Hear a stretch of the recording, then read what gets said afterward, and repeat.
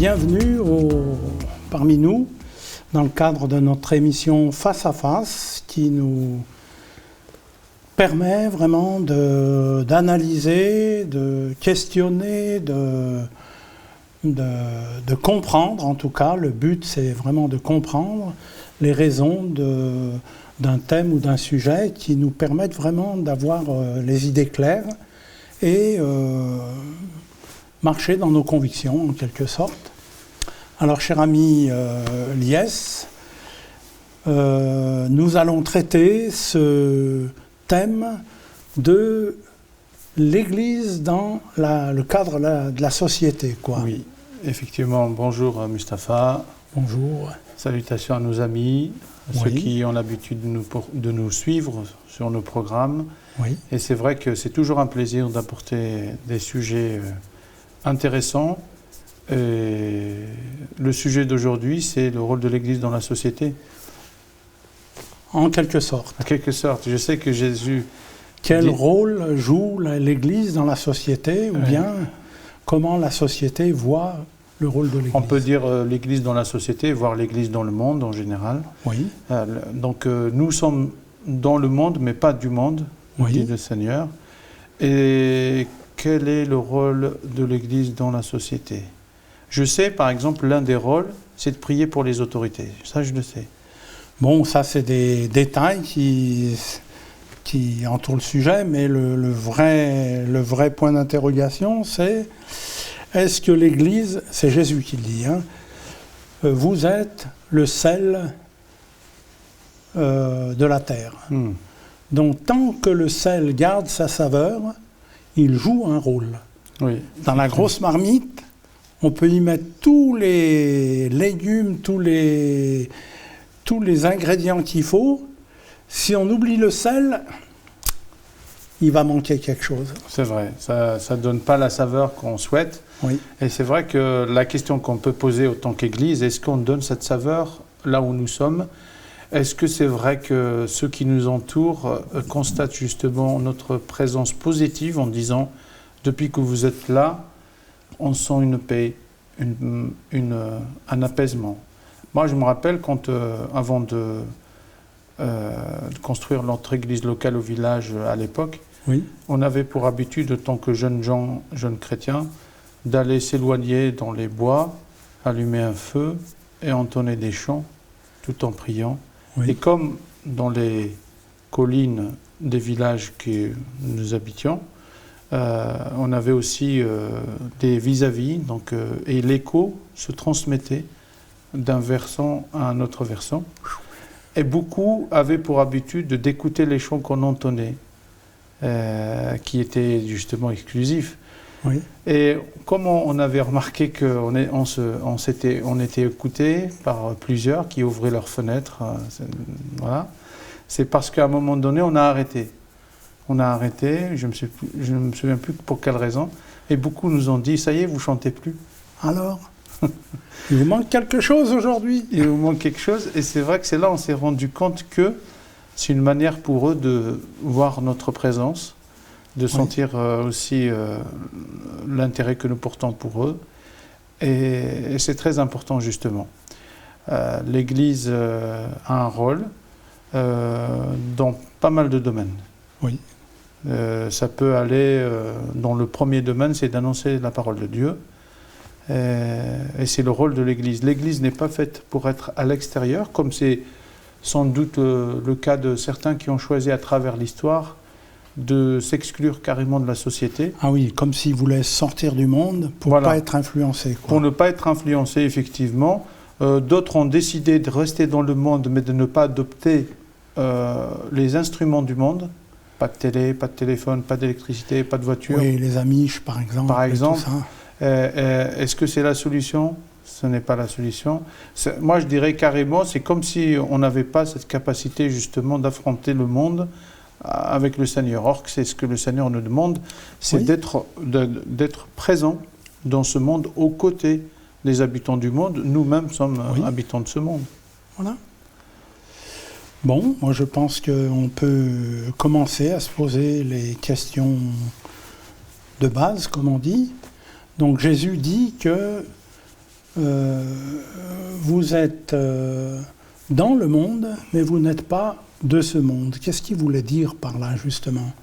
Justement, c'est l'apôtre Paul qui reprend ce qu'avait dit Jésus en disant « Ne vous conformez pas au siècle présent, oui. mais laissez-vous transformer par l'action du Saint-Esprit au quotidien. » Oui. Quelque part, le siècle présent dans ce monde, il est tumultueux, plein, il est déréglé, on peut dire. Oui. Parce que ce monde appartient au prince de ce monde, qui est le diable. Et le diable, justement, fait en sorte de chambouler le monde. Et y compris sa population, quand on parle du monde, et aussi on parle des habitants.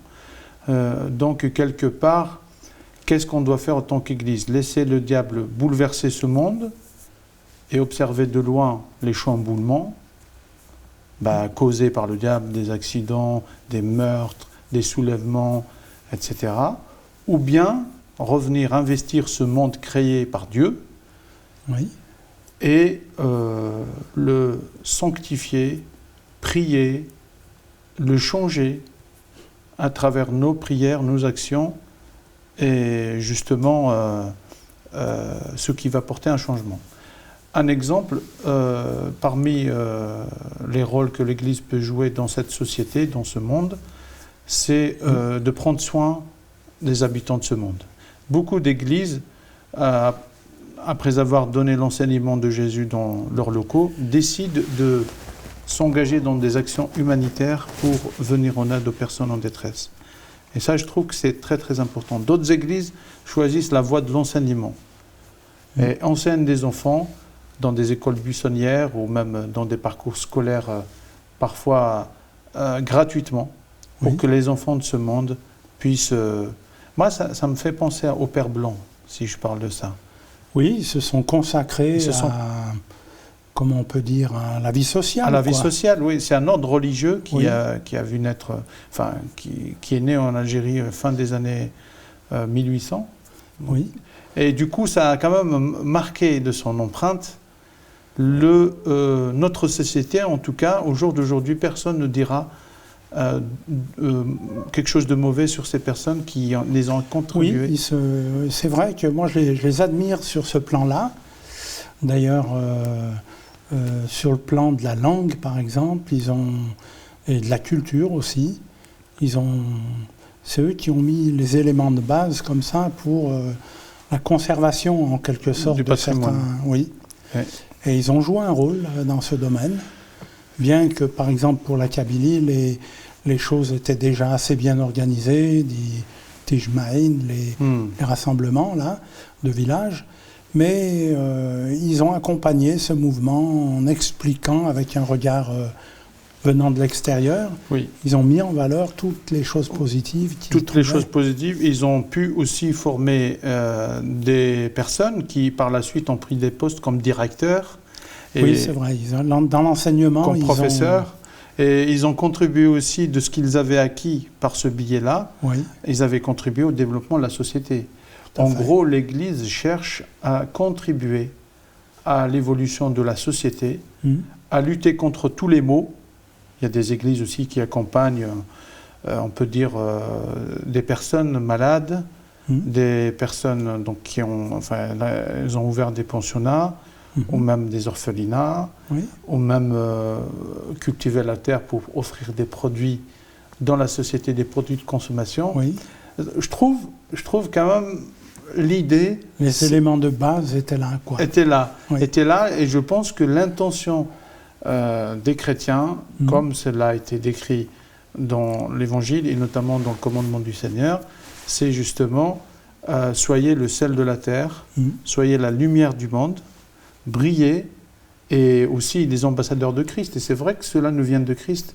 Jésus lui-même, dans sa société, il a apporté gaieté, guérison, délivrance, respect aussi, réhabilitation aussi des personnes exclues de la société. Parfois. On pense à la femme prostituée, on pense à Zachée qu'on accusait d'être un collaborateur.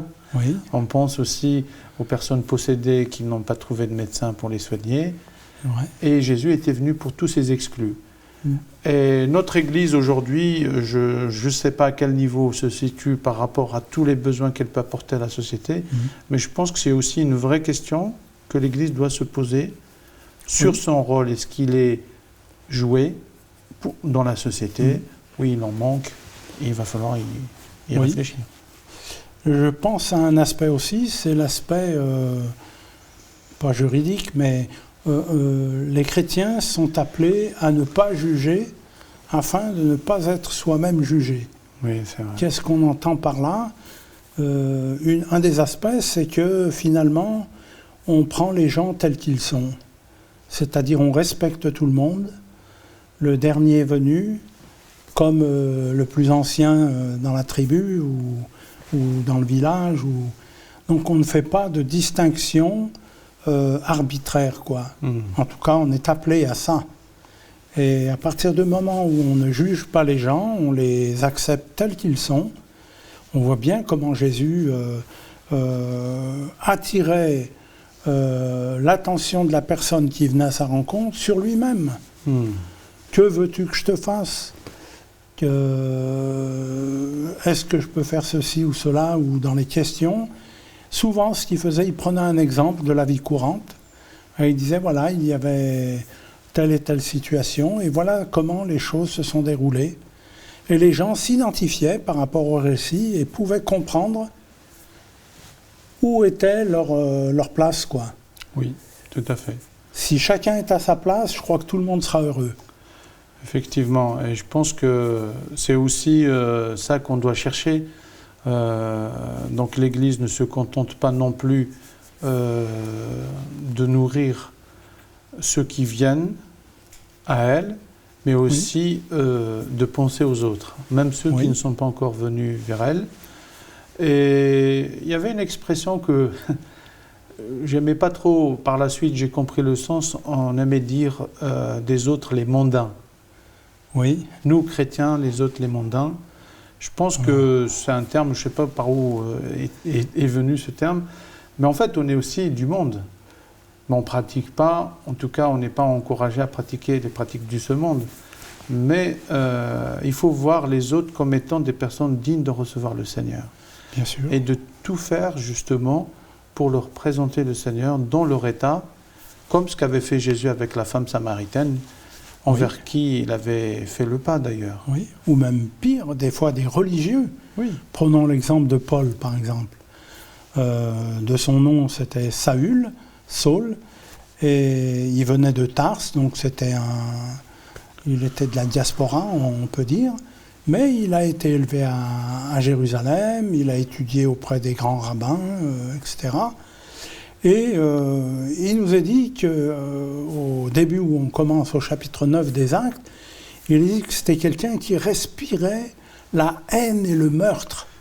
Il voulait vraiment enterrer l'Église vivante. Il voulait que tous ces gens qui prêchaient ce Jésus et toutes ces pratiques de ce néo-monde, on pourrait dire, je ne sais pas comment on peut dire ça, mais c'est-à-dire qui vraiment, au début c'était considéré comme une petite secte apparente comme ça, mais qui n'était pas dangereuse outre mesure. Et puis après, quand les choses ont commencé à se confirmer, les gens entendaient parler de ce que Jésus avait enseigné, et tout de suite ils étaient captivés par cette façon de voir, quoi. Oui. Donc cette nouveauté de vie, en fait, dès qu'on était en contact avec, ça nous remettait en question, et puis on se disait, mais voilà ce qu'il nous faut. C'est ça le programme. C'est vrai. Et je pense que beaucoup de gens ont commencé à comprendre et à vivre comme Jésus voulait qu'on vive. C'est pour ça que les gens ont commencé à dire, tiens, ceux-là, c'est des disciples de Christ, les chrétiens. Donc, et ils les ont appelés comme ça, et puis c'est devenu les chrétiens. Ouais, parce qu'on ressemble à notre maître à penser, maître de la vie, c'est Jésus-Christ. Oui, et justement, c'est notre exemple par excellence. Oui. Et malgré que nous avons des difficultés sans doute, mais nous essayons toujours de ressembler au Seigneur, jour après jour. Et ce qui est intéressant, c'est que nous ne sommes pas seuls, puisque le Seigneur lui-même, avant de partir au ciel, a promis de nous envoyer le Saint-Esprit à quiconque croira en lui, et qui nous révèle toutes choses sur Jésus, mais aussi nous donne cette capacité de jouer ce rôle dans notre société. Et c'est vrai qu'on le voit. On le voit quand quelqu'un croit en Christ, devient une nouvelle création, toutes choses anciennes sont passées, et toutes choses sont devenues nouvelles dans sa vie. Et ça a un impact énorme au sein de sa famille. D'ailleurs, ça, on l'entend dans des témoignages personnels que les frères, souvent, c'est plutôt encourageant. Moi, je préfère quelqu'un comme Saul, qui était peut-être de nos jours un terroriste menaçant, qui voulait absolument, selon lui, imposer sa façon de voir. Imposer sa façon de voir, mais aussi comme s'il voulait lutter pour Dieu. Il voulait plaire à Dieu par cette manière-là. Massacrer les autres, comme ça. Oui. Et que le camp qu'il avait choisi soit au-dessus de tous les autres camps. Voilà, parce qu'il pensait que c'était ça le plan de Dieu. Or que non. Jésus lui a dit dans une vision sur le chemin de Damas, il s'est révélé à lui, pourquoi me persécutes-tu? Donc, quelque part, ce qui est intéressant pour nous, c'est que dans le rôle que nous sommes appelés à jouer, c'est que nous ne sommes pas seuls, puisque le Saint-Esprit est avec nous, mais aussi Jésus est avec nous tous les jours jusqu'à la fin du monde. Et ça, c'est très, très encourageant. Donc, c'est une occasion de solliciter, de prier, d'espérer en le Seigneur qui nous donnera toutes choses pour ce rôle primordial. Merci de nous avoir accompagnés dans ce programme. Je pense que votre horizon s'est quelque peu élargi par rapport à telle ou telle partie du sujet. Et nous vous encourageons à continuer vos recherches, à poser vos questions. Écrivez-nous, vous avez notre adresse mail qui s'inscrit sur l'écran. Et nous espérons vous retrouver dans une prochaine émission pour traiter un nouveau thème, comme il se doit, face à face.